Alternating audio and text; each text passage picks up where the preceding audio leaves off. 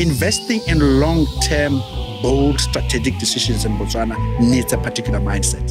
So that's what we need for this country, because the communal system, for me, is going to kill our environment, because we've got the majority of cattle roaming the bush, no control of the environment, and at 40% calving rate. I doubt if lots of farms in Botswana actually make money, but people are putting a lot of money into farming. So it's largely a very unproductive sector. The fact that we are still very low in investment in R&D, yet we can put billions on subsidized crops that don't get deweeded and are very unproductive, it's a skewed policy. It's a skewed policy that's going to cost us big when these diamonds run off, man. Because you can imagine right now it's a total disaster, where we're having a season where it's been extremely hot, no rain. Botswana's cattle stock decreases almost 50% every time there's such a... This one might even be worse. So ladies and gentlemen, without further ado, help me welcome back to the show, Mr.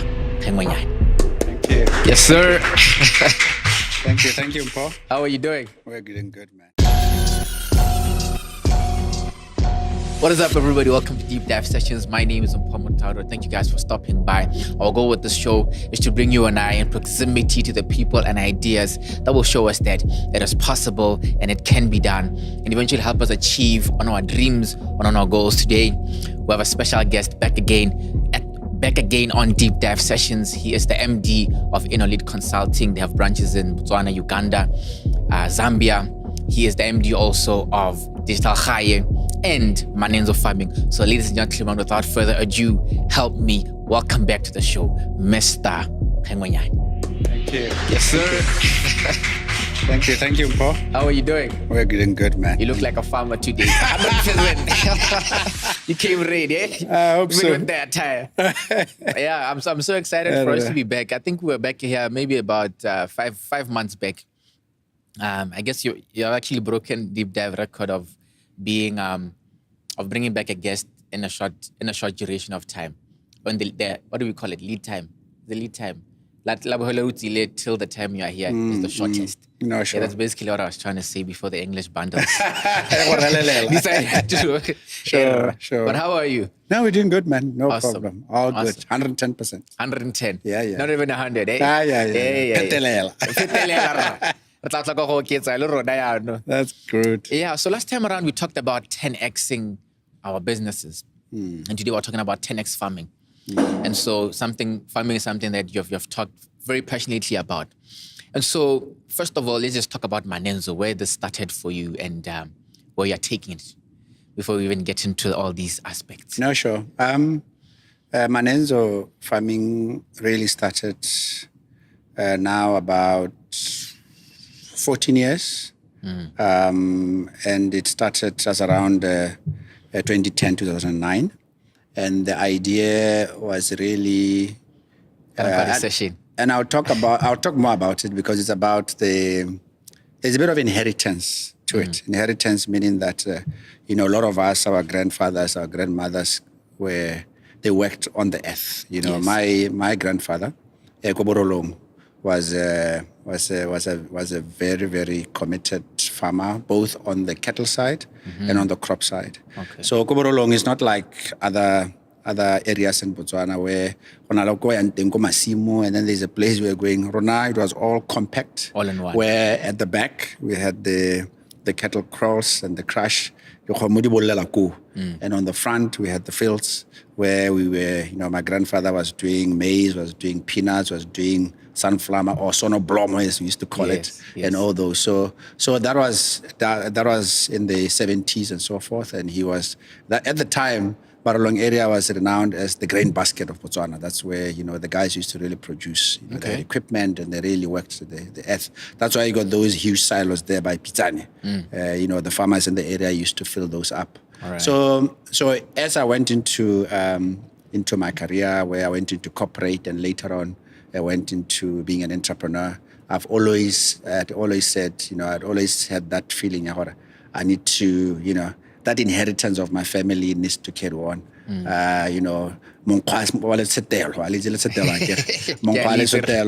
Always was calling. Yeah. So that's how around 2008 and so forth, I said, now I'm ready. Because one thing about farming, you also have to be ready because you need time. You need to invest time. It's very capex intensive. So in terms of investment and equipment and what, you got to be ready. So when I was about 40, I said, before my energy started dropping in the 50s, and when I thought I was ready in terms of a family, in terms of time, because it really takes your time. So that's when we started, and I looked for the first thing was I started with basically cattle. So I used our cattle area in Borolong where my late father was still there. So I started collecting the Kongwananyana, buying from auctions just to have a base. And then once the base was big enough, because now I was having all these losses to do with communal farming. And we'll talk more about it. Communal farming is really, it's sad how inefficient it is. And one of the things that we'll talk about is why are we carrying on with a system that's costing us in terms of water, environment, and stress. Water skills and everything. So it's a big thing. So I had a stint of that when I was in the communal, and that's like, this can work. So quickly looked for a farm. And that's where we managed to get a farm in the Sandveld area, where we also farming. So we got a 6x6 there, where we started farming with Simmental, Brahman, and a bit of kilometers. 6x6 kilometers. Yeah, 6x6 kilometers, about 3,700 hectares. That's a lot. That we have. A lot is relative. We'll talk about that as well. Because that's something that also, which is important for youngsters and all those that are also retiring on to go into farming, because 6x6, I would look at it relative, because later on I found that 6x6 was actually very difficult to be profitable. Because of first the distance is very far out there in the sands. There is no infrastructure. The roads are horrible. There is no telecom. We'll talk more about some horror stories where one time I got stuck for 2 days in the bush there in the lion territory. So that was the first farm, and then so I found out that 6x6 it's I did the spreadsheet. I said Aditakani. So that's when I started looking for land. I even approached the minister then, Minister Di Graaf. I said, Mr. Di Graaf, why are you guys telling people that why are you doing 6x6 when first you can only have so many cattle in a 6x6 because our land is fairly sensitive. They call it a stocking rate. So the amount of cattle you can keep in a sensitive area is very limited. And I remember when I applied for CEDA at the time, you could only have about 250 to 300 livestock units in that space. On 6x6? Yeah, on a 6x6. So I said, after 2 years, I could see what, It's not so I approached guy, this thing, it won't work for me because I want a profitable venture. This is not just a lifestyle support, because if we talk about entrepreneurship, there are different types of entrepreneurs. There are lifestyle support, and then there are people that want to accomplish 10x like me and others. So you got to select guy. There are people that are comfortable 6x6, beautiful cattle. They go there, they spend their family money, whether profit or not. Hey man, they're not bothered. So that's when I applied a couple of tenders all over Botswana, lost, shortlisted, lost, but kept going. Like anything else, hey man, persistence. Grit. So later on, there were adverts for Banyana Farms where I applied and told the story of how I want to expand the farm in terms of 10xing it. And then so I managed to through a very rigorous interview where there were a lot of South Africans who came across, were invited. It was a regional tender where outsiders also invited. So we met a lot of South African big farmers at the interview process. So I managed to secure some land there where now, for me, I know there could be different categories that qualified me to go into almost a medium size, because with the 6x6 and now a 9x10, that made me to say, now I can start going into profit, because, in Botswana, we've got guys with 60,000, 30,000, 60,000 hectares of land in Khanzi, Molopo, and those areas. So they are large-scale farmers who are really are able to turn profits. And I always tell youngsters who want to go into farming, look, it's a game of numbers. Do your spreadsheet, do your break even, find out where, and don't underestimate the costs, because farming grills you. So then we had a vision we had a what you call massive transformation purpose, where in terms of the moonshot, I mean, I remember the target was that we're targeting 1,000 breeding stock in 10 years. When you got Banyana, and currently Rinsara Totoba, but it's important to have that stretch target. Then you continuously work on it for you able to get the profitability that you want. So so currently we've got that land, and then again from learning, we will talk about how for you to 10x your farming practice, you got to keep experimenting. Yeah. That's something that we don't do enough. So experimenting, seeing what happened in terms of feed. I said, again, there's a problem here. Yeah. The problem is feed. Botswana is arid, desert areas, drought, all that jazz. Got to find a solution. Solution, we got to grow our own crops. Got to grow your own crops to make it sustainable. So again, went hunting again. So when hunting again, and again, we managed to secure, it's not too much, just a 200 hectare thing, where now currently we are planning to grow our own fodder. Oh, so you grow your own fodder there. So we can feed the cattle, because you can imagine right now it's a total disaster where we're having a season where it's been extremely hot, no rain. Botswana's cattle stock decreases almost 50% every time there's this one might even be worse. So for me, it talks to the whole ecosystem, but it's not properly structured. We know there's going to be droughts. So how do we plan and mitigate to ensure that we don't lose our stock every time we get hit by stock? So so that's where we are. We've got the hectares that we got, and it's a very interesting, very exciting thing that we've embarked on. Yeah. Lovely. There's a lot to actually touch on what you just said. Mehela, I liked what you talked about, especially in the beginning. Sure. Every weekend wa moraking. Mariato mo family ngakwa. Yeah. But we're not seeing how we're sustainable. We're a bit traditional in that.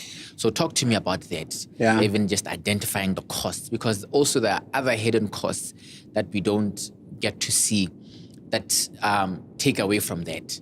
And then, when you then get the money, it didn't bring profit to you. Yeah. So I think let's start with.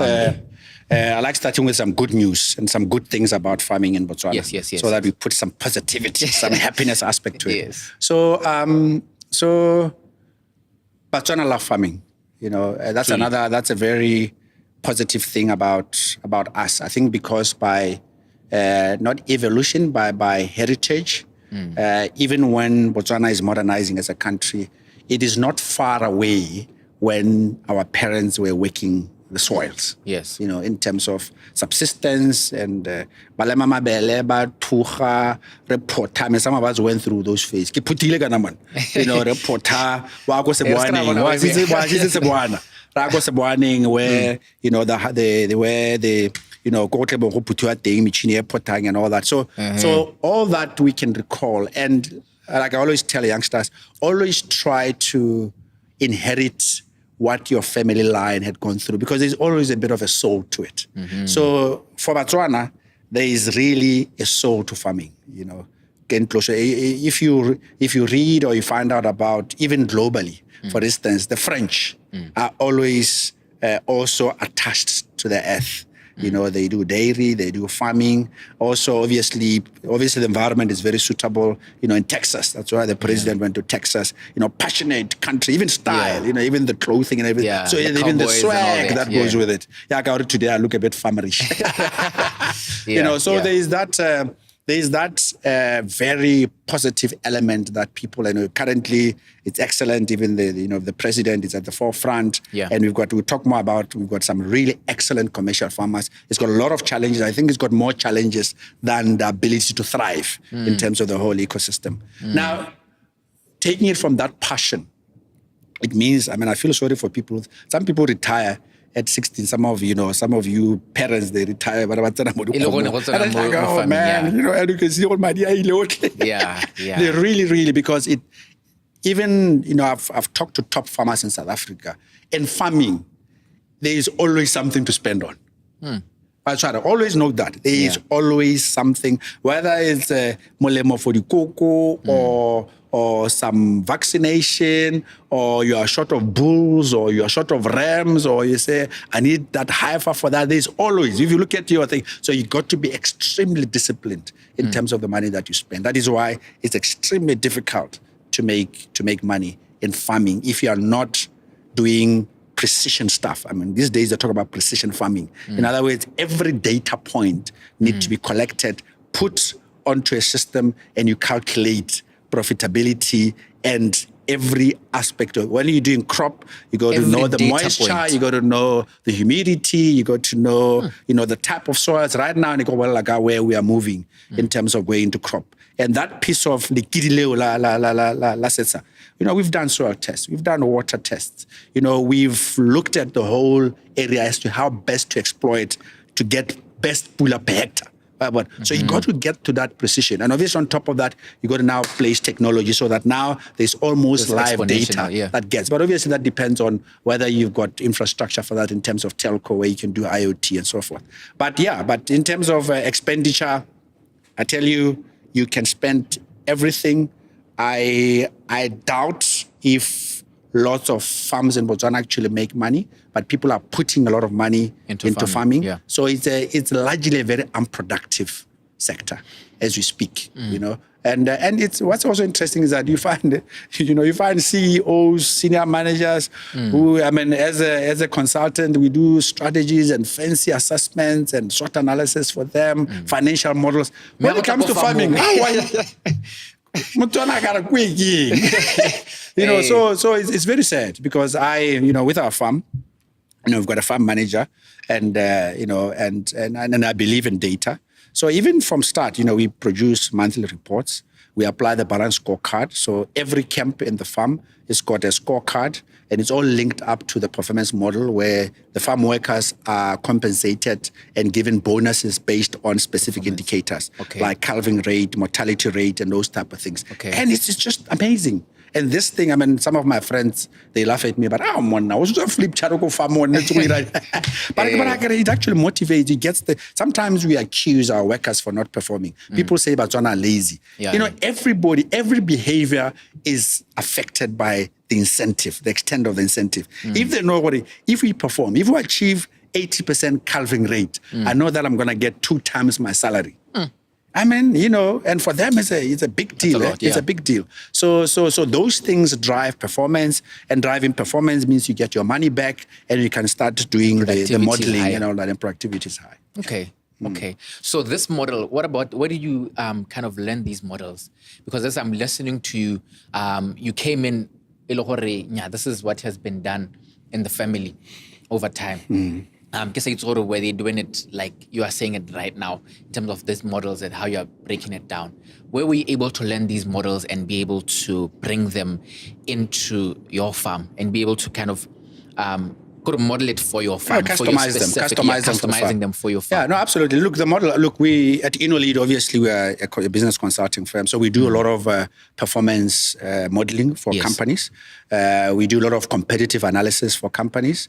We do a lot of growth strategies, efficiency strategies. So for me, it just came natural. To say you can't say one thing and then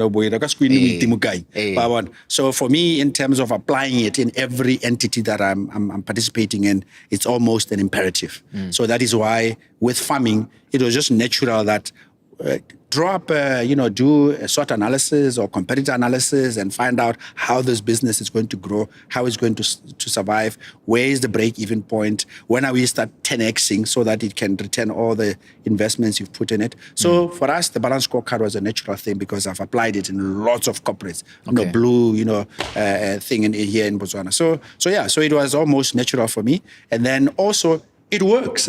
Like I said, it works because you got more efficient workers.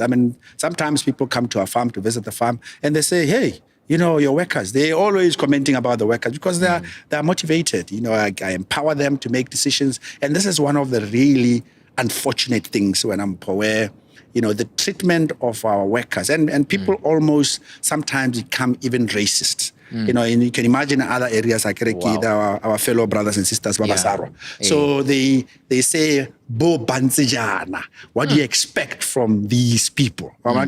Which is very unfortunate because, I always tell people, don't go into business if you don't love people. Yeah. And I can tell you, and when I work with people, energy, You're enthusiasm, energized. happiness, Yeah. and just, humans are such exciting things. If I can borrow some Nigeria thing, Yeah. exciting things in terms of, the uniqueness, the vibrancy, the difference in terms of who we are. So when I go to the farm, and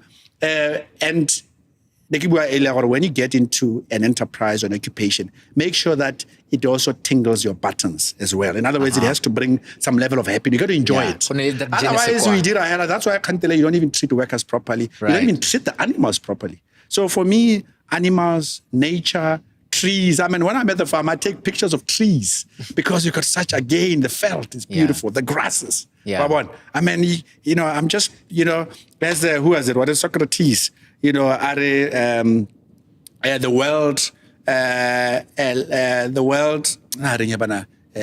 Socrates, if you're not inquisitive in life, the world is not worth living in. Yeah, it's not exciting. Something like that, exactly. Yeah. So that talks to me. Yeah. But when you go to the farm, the animals, the grasses, the trees, the wildlife, you're going to ask me about the lions that are busy, feeding on our animals at the same time. For me, it's sad, but at the same time, we went into their area. I told you about the story about 3 weeks ago when we got lions in the farm, and they actually ate some of our animals, and everybody was panicking. I mean, when I was telling some of my neighbors,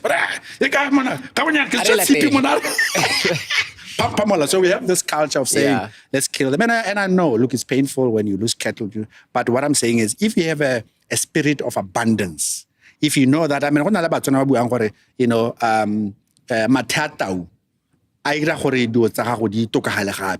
other words, there are those days, even that saying, that say, if they eat two, more will be born.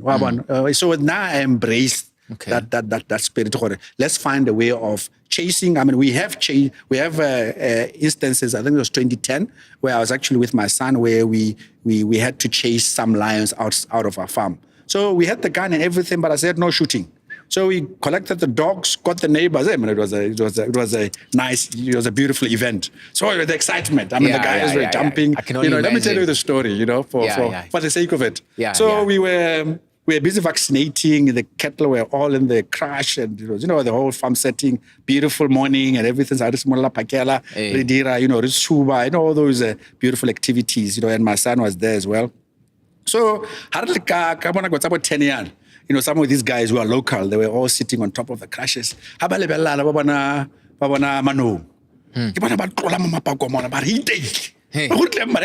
getting agitated and really excited. But the lions are here. Yeah.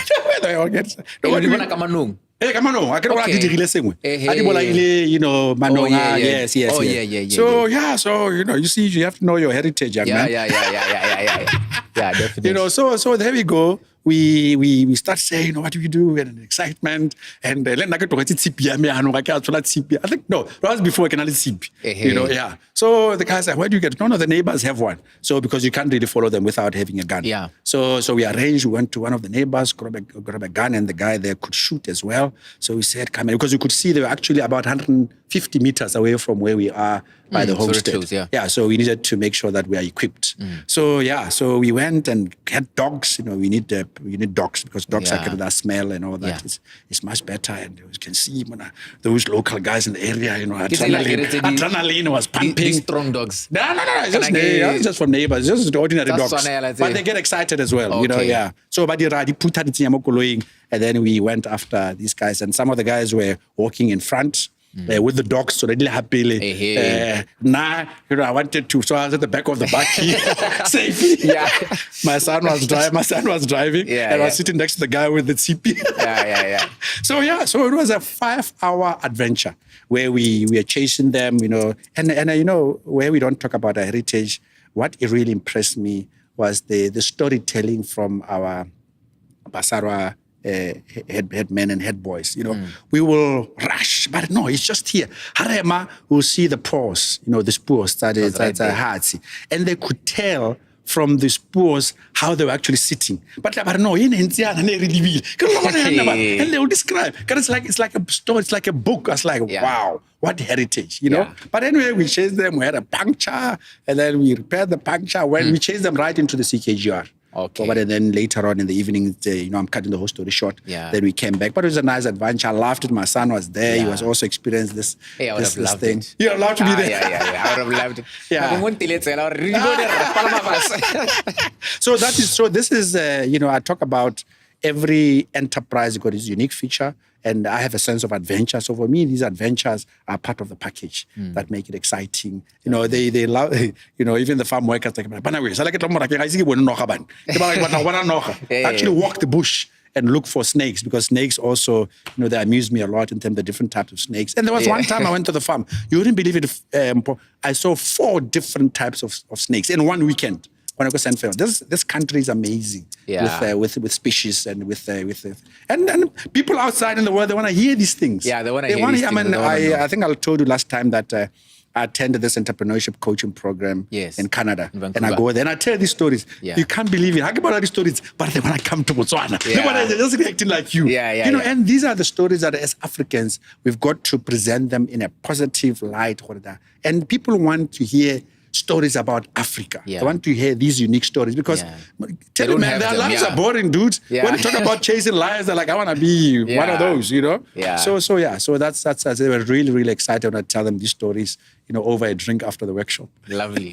And what's life without a little thrill? Absolutely. So, Mr. Khemunyani, currently the climate is dire. It's a problem. There's many other challenges that farmers are dealing with. I wanted us to go into the challenges that we are dealing with more Botswana specifically, and also how you're grappling with them. Also in relation to what we can learn from countries globally in terms of dealing with such challenges. Because I don't think our challenges are inherently unique, but we can learn 1 or 2 things from other countries. But how are you grappling with some of these challenges, especially we have had heat wave the whole year.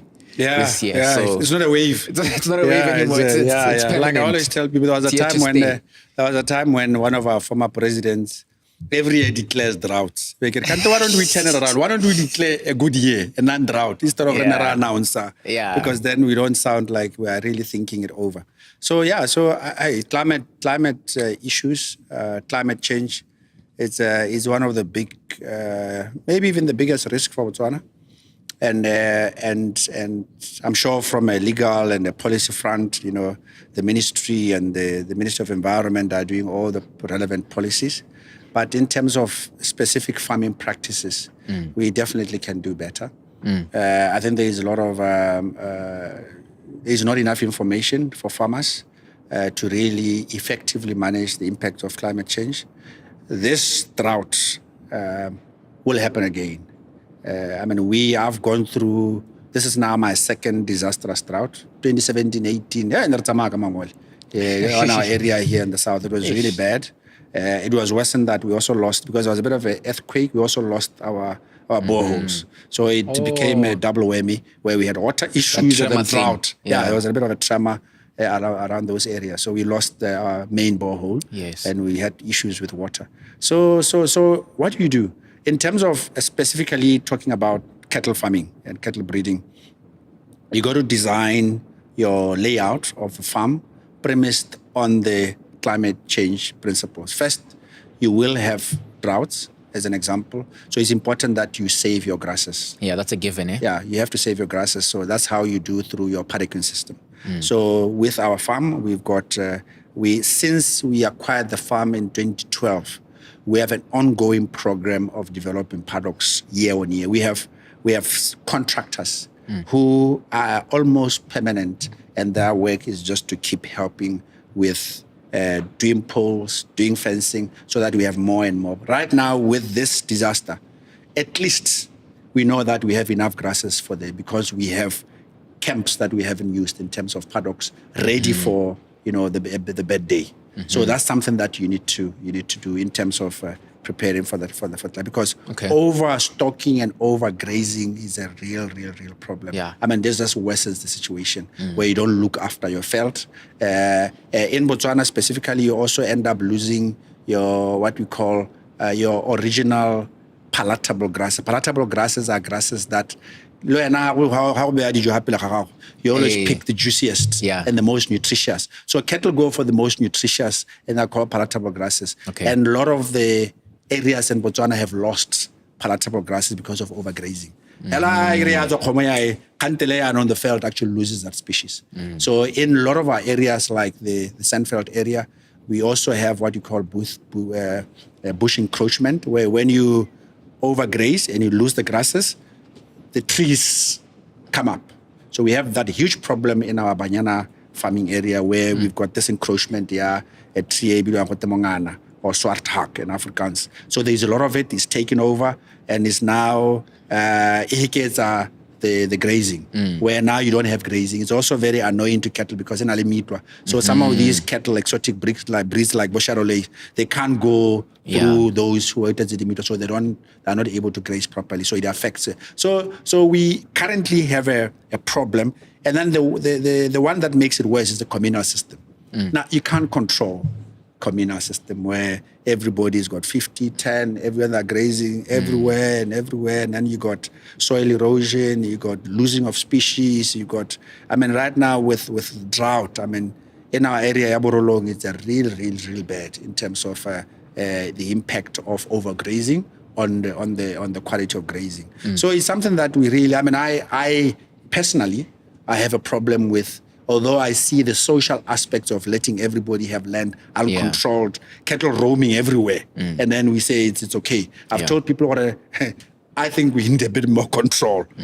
First for efficiency. That whole system, the calving rate is 40%, according to the Minister of Agriculture. Last time I got the figure. 40% means out of all those 100 cattle, only 40 they give birth every year.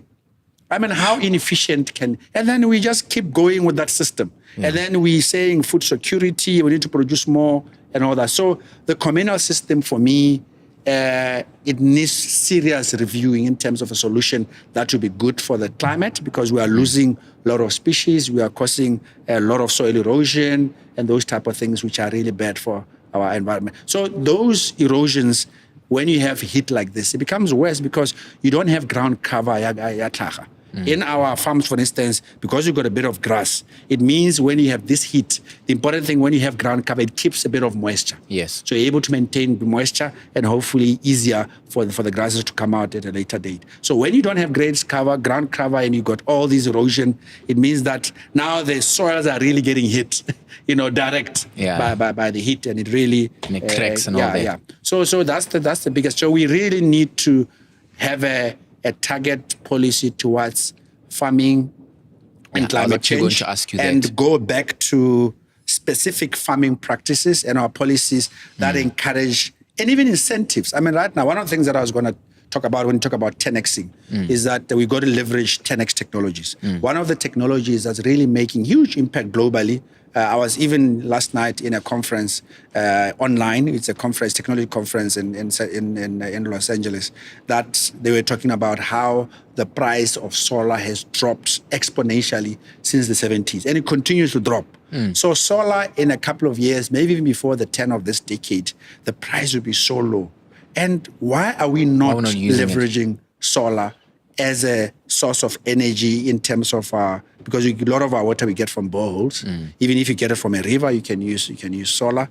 And even just outside agriculture, we can really go and just subsidize farmers so that they stop using fuel. That's a good carbon strategy to do that. So those are the things that why we're not incentivizing people. First, the technology is there; it's getting cheaper. And secondly, it's good for the environment. It's talking about profit. Solar, no moving parts. We just finished installing our final solar for one of our boreholes at our farm. And it's, with this heat, it really pumps. Really pumps. And, then you have a peace of mind because every day... the largest, I forgot what it's called in terms of the solar index, in terms of the how much the sun shines. Illumination. Illumination. Yes. It's one of the highest in the world. No, it's one of the highest. Botswana, Namibia, and they've got one of the highest. And I think I mentioned that last time. And it's something that we are not capitalizing in terms of making sure that we draw on this, even if we get investors. And then we supply, energy to the region, in terms of green energy. So it's a huge opportunity that we are not exploiting as a technology that can help a lot of us who are outside the grid. I mean, the whole Sandveld area is far away from the grid, and a lot of communal farmers are out there in the bush. If you get solar, it will really improve the quality of life of people out there, because then you can even have a fridge. Some of these vaccines that you use for cattle, they need refrigeration. And then you lose the vaccine. So in terms of climate change, I think we can do better. That's what we can do. Yeah. So in terms of some of these also, I understand you're talking about solar. What are some of maybe the 10x strategies that you can also employ, especially leveraging technology and also what's going on around the world? We talked about Netherlands over the break and how they're doing exceptionally well in their country in terms of how you said 70 billion. Yeah. Walk us through some of those. What can we learn from that? Strategies, yes, and what we can learn from these countries. I think. Look, my heart is really close to research, development, and science technology. I think that should be the next bet for Botswana after diamonds, because that's really true knowledge, and it advances human development. And a lot of our countries have emerged through leveraging R&D. Now, how do you measure a country in terms of the level of investment in R&D? Is the amount of money they spend as a percentage of GDP on R&D is called GERD index, GERD index. And Botswana's target has been 1%, I think, but we haven't even touched 1%. I think the African Union target is 2%, because Africa is coming from a very low base. Yeah. We need to catch up, dude. Yeah. So we are not there in terms of... Now, I just read some documents from the Minister of Agriculture. They even said, we don't have a research and development agenda. Can you believe it? I mean, and it's not like there hasn't been pockets. For instance, in terms of cattle breeding, there was a breed that was developed here in Botswana called Musi. But I understand from the Minister of Agriculture, Musi is only like 0.1% of the cattle crop here, so it's not taking off.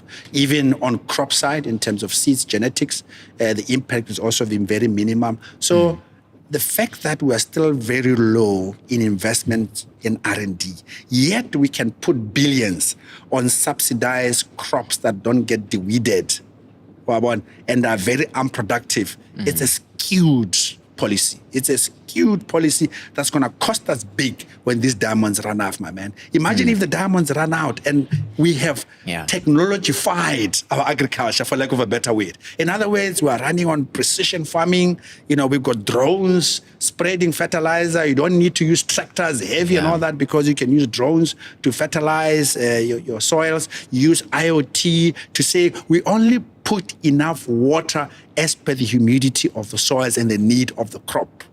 That's precision farming. Yeah. But to do that, you need what? You need IoT, you need sensors, you need, communication in terms of software systems, and those are available. That's what they're using in the Netherlands. That's what they're using in Israel. Israel, which is also very arid, it's a desert, but they produce. So these things have been done and they can be done. But if you don't ring fence our technology and research in this space, I mean, I'm in some of these farmers groups and always debating about genetics, about that. It's like, guys, if we don't have our own research capability, I mean, South Africa is way ahead of us. Like I said earlier, they've got the Agriculture Research Council. They study breeds. They've developed their own breeds, like the Bonsmara, which is now picking up in Botswana. Bonsmara was developed many years ago by a professor in South Africa, again, to suit the environment. The Dopa sheep was developed in South Africa. So there are a lot of things that you can do. But where are our microbiologists, where are our scientists, where are all those? That's why I get very sad when I get results like we are getting from 5, where now we are condemning all our kids to the streets and so they don't go through education so that we can boost our R&D capability. So that's an area that can really 10x. Imagine we look at solar, we look at IoT, we look at algorithms, use of AI. I mean, this is going to revolutionize health, education, now even agriculture. But why don't we have a AI council in Botswana? Other countries, moving forward like UAE, Dubai, they've got an AI council to look at how the country can leverage AI. Things don't just fall off. They happen because people are intentional on doing things that can value our country. Sometimes I have sometimes the problem is this. I always have a problem with this 5-year 5-year political thing, because sometimes, unfortunately, our politicians are motivated by doing what's in the short term, but damaging in the long term, like these subsidies. I mean, if you hear the figures, there are billions that have been poured into East Part. And before we had more Arab and all those programs, that money was just put and totally underutilized. And I say, if you use just 20% of those billions to put in R&D, Botswana will be far off. Will be very far off. And I have to add, I'm a doomsday preacher, because there are pockets of excellence in the country. I did talk about the Pandamatenga is a very good experiment. We found out those are good soils, good for crops, and it's happening there. And exactly, why don't we double the area? Even if we say, we've got protected areas, man, people got to eat. People got to eat too. They don't eat elephants, you know what I mean? Yeah. So, if the soils are excellent, we have food security issues, why don't we just expand the area? Yeah. Just double. I think last time, I think they were talking about 40 or so thousand hectares that's been demarcated right now. I was like, pull the thing to 100,000 hectares and let, even if Botswana are not ready or what, pull more farmers from South Africa. Let's get them here, just like we've got South African farmers showing us that we can do potatoes and hanzi. But because without research, we bump onto things. Because right now we've got hanzi, where potatoes, because some guys from South Africa came in and said, this can happen. Why us as a country could not actually think about that? Is it a problem of infrastructure? Like, are we lacking infrastructure to be able to build some of these? What really? I mean, agree about AI. It has been an issue for some of the infrastructure thing. Oh no, absolutely. Absolutely. You need telco, you need, for you to apply, Internet of Things, you need the basic infrastructure there in terms of connectivity. So infrastructure is a big problem. I mean, right now, in the Sandfield area, we don't have signal. We don't have, the roads are terrible. There's been preaching about putting roads and all those things, and it's not happening. Very frustrating, because as my friend Mpo as well said earlier, it makes it unprofitable. Cruiser Namana is battered. It's battered. It makes it at nightmare in terms of attractive to young people, because I have spent 2 nights in the bush because we had breakdowns, and there's no signal to talk to anybody. And there's lions. And there are lions. A bit of adventure. So those are the things. And we've got I think about over 300 farms in those areas. Why don't we put infrastructure to make the areas productive? It's got good grass, it's got water. So let's make sure that people, because half the time when farmers take their produce to, someone's delaying. The roads are terrible. So a lot of the cattle die, especially when you're trying to cull the old ladies. You're trying to cull old ladies in the farms, because they can't produce anymore. So half the time, because they're already weak and all that, some of them, they die before they reach BMC because of those roads. So that's something that we need to attend. But I have to say, when I'm poor, and I've said this in other interviews, where this mindset thing, we've got to have a different perspective to it.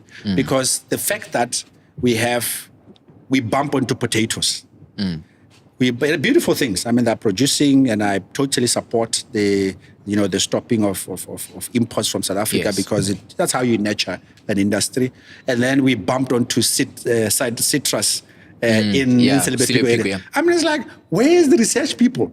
Just, the president goes there, gets the investors, all of a sudden we can grow, we can do dinamuni, do lamuni.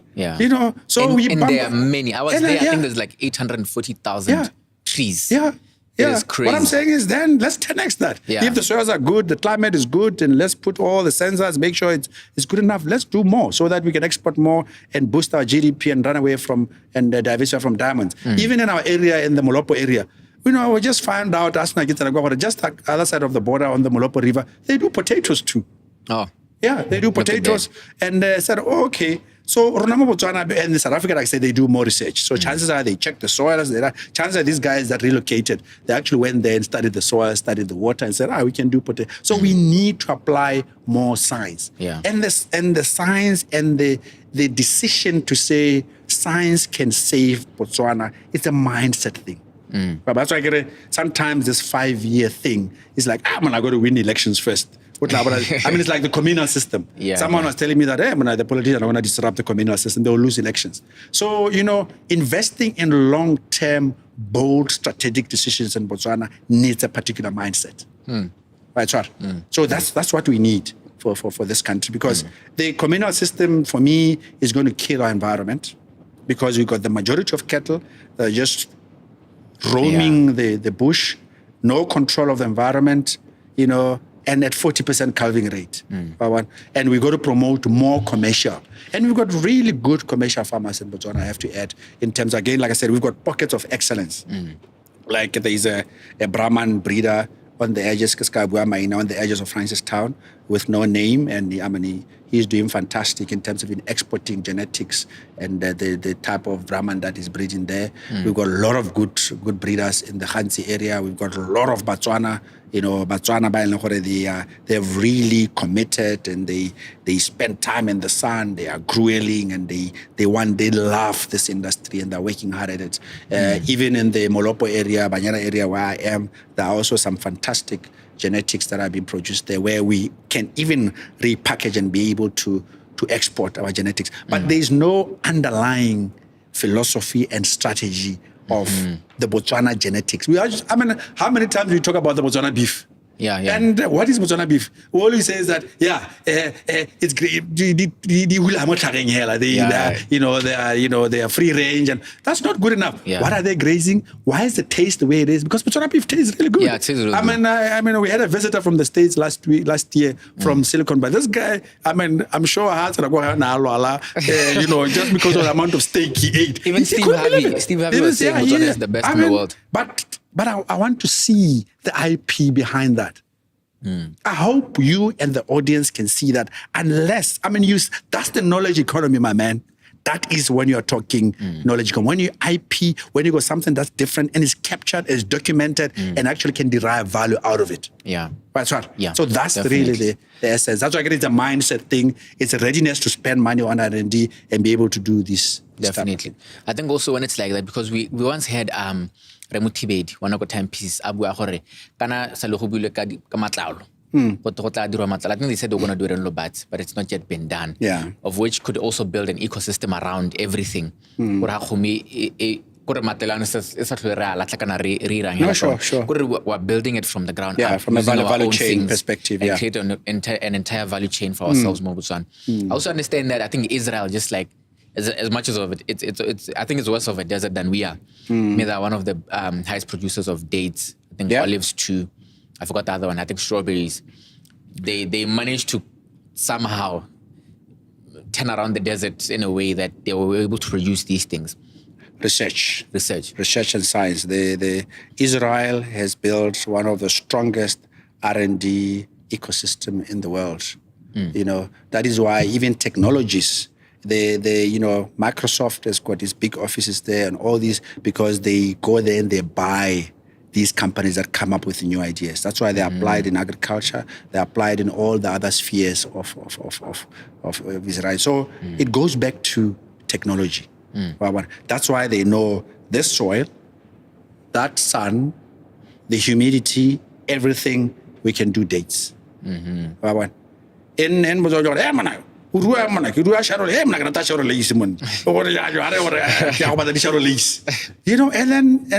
when droughts come in, the Charolais breed, we've got the Charolais breed. It's one of the most sensitive breeds. Obviously, I know, my good friend who introduced Charolais in Botswana is a very good guy. He's one of the top breeders, by the way.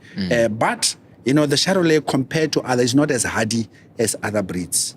But that's, sometimes farmers come to me and they want to buy different milk. No.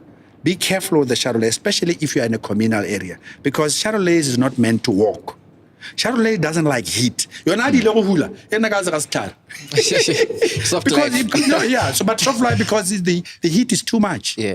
So what happens? It affects its nutritional value. It doesn't go on heat. It doesn't produce until you're having the 40% calving rate. So that is the essence, that we got to know which breeds are good for our area. And they're different, Botswana in the south, in the west, and they're all different. That's why we need technology to be able to pick. We need sort of a climatic, I once said this in a group, we need a climatic map of Botswana. Just like we have the spatial map in terms of that identifies the different soils. That's the 10x stuff. Because once we have identified and compiled what are the soils and box pits, Maybe those are the ones that will go with the Israeli type thing. What are the soils in Tuli? What are the soils in Panamatenga? Koborolong? What is the, I mean, one of the other things that to 10x is I think I mentioned earlier as well, the experimentation. I mean, it's if you want to exponentially do things, because if you don't experiment, you don't bump into progress. That's right. So you need to be able to try new things. As an example, I visited, I went with my farm manager, visited one of the top farms in the Tuli, where they do grain. They're really doing good. And I think they're doing about 600 hectares, all irrigation. And they were saying when we went there, they were doing wheat for the first time. And wheat is not really renowned in Botswana when we do wheat. And you can't believe it. They say, wheat performed like nobody's. So they experimented. Now they even removed all the others. Now they're even doing more wheat because they experiment. You know, in the farm, in our farm there, we experiment with I love trees, by the way. So I planted all sorts of trees there in East because there, the frost is just too much. Every time we plant a tree, every winter it dies. So which fruit tree? So far, the ones that's surviving so far, I think it's a harnat. You know, the harnat tree. Is still like, so I'm like, so maybe we need to buy more the harnat and plant them here and see whether because they are currently identified as one of the superfoods. Okay. So maybe we can do it. So if you don't experiment, we're also experimenting with grasses. We pick some of the grasses around that we think they're robust, like buffalo grass, and we are planting it. Then we found out buffalo grass I went to Lobatsi, side of the road where there's a lot of buffalo grass. In the heat, people think I was crazy, big head, and I was picking the seeds. The buffalo grass. And years, even right now with this heat and everything, it's still green. So I'm like, we got to watch this buffalo grass. Here. So you got to keep experimenting. But in every industry, obviously we're talking agriculture, but in every industry, that's how breakthroughs happen. That's how historically, even in ancient times, Archimedes and everybody, they bumped onto because they were experimenting. Lovely. Thank you guys for watching this episode. We really hope you enjoyed it and learned something new. Deep Dive is dedicated to bringing you the most comprehensive and engaging information about business, personal finance, and personal development. Make sure to hit that subscribe button to stay updated with all our latest content. If you like this video, give it a like to show your support and help us reach a wider audience. And don't forget to share this video with your friends and your family who may be interested. Sharing helps us grow our community and connect with like-minded individuals. Leave a comment below and give us your biggest takeaway on this episode. If you're interested in being a part of our live studio audiences, make sure to register for the next show. Can't make it to the show? No problem. Check out our Patreon page to watch the full episode and get exclusive access to more great content. Thank you for watching, and I'll see you in the next episode of The Deep Dive.